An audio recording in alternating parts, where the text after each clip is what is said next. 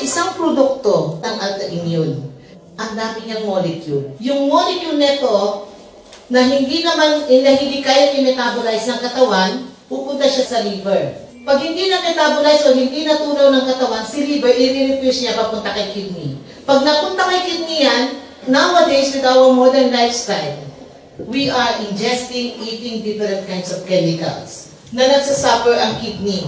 Dadagdagan mo pa ng mga ibang chemical na iniinom mo, edi mag-breakdown ito. Kaya nga may nagpo-collapse ng mga kidney. Number one, ang kidney, siya yung janitor. Isa siya sa mga janitor sa ating katawan.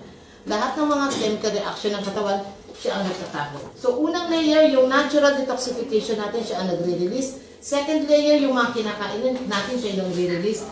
Iinom pa kayo ng mga food supplement na hindi na may metabolize na tinatapon ng kidney, siya pa rin ang magre-release. What will happen to the kidney? Nagkukulapse. Napakahirap gumamit ng natural products kung hindi ka knowledgeable. So the only thing you can do is you have to isolate. Kailangan kang mag-isolate. Kung alin yung tama, kunin mo. Kung alin yung mali, alisin mo. And nanosite is the number one of isolation pagdating doon. Yeah.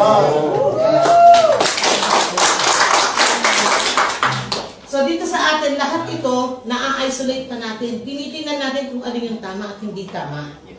Napakamaling pananaw sa ating mga Pilipino na sasabihin natin, inumin mo lahat ng natural yan. Walang side effect. Wait, na-isolate mo ba? Maybe it's good for my heart.